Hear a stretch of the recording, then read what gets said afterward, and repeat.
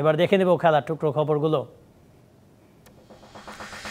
আসন্ন নারী টি-20 বিশ্বকাপে বাংলাদেশের সঙ্গী হলো স্কটল্যান্ড। বি গ্রুপে বাংলাদেশের সাথে ছিল দক্ষিণ আফ্রিকা, ইংল্যান্ড ও ওয়েস্ট ইন্ডিজ। বাকি ছিল একটি দল। আবুধাবিতে বাছাই পর্বের ফাইনালে শ্রীলঙ্কার কাছে স্কটল্যান্ড হারাতেই পূরণ হয়েছে শূন্যস্থান। বাছাই পর্বের রানার্স আপ হিসেবে চূড়ান্ত পর্বে স্বাগতিক বাংলাদেশের সঙ্গী হয়েছে স্কটিশ নারীরা।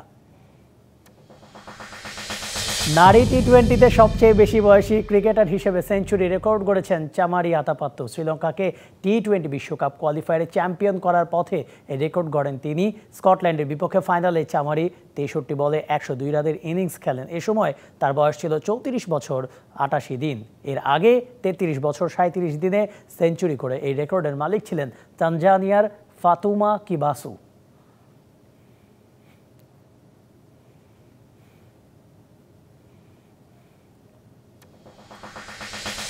এই বছর থেকেই 25শে মে পালিত হবে বিশ্ব ফুটবল দিবস। জাতিসংঘের সাধারণ পরিষদে সদস্য দেশগুলোর ভোটে চলতি বছর থেকে বিশ্ব ফুটবল দিবস পালনের সিদ্ধান্ত হয়েছে।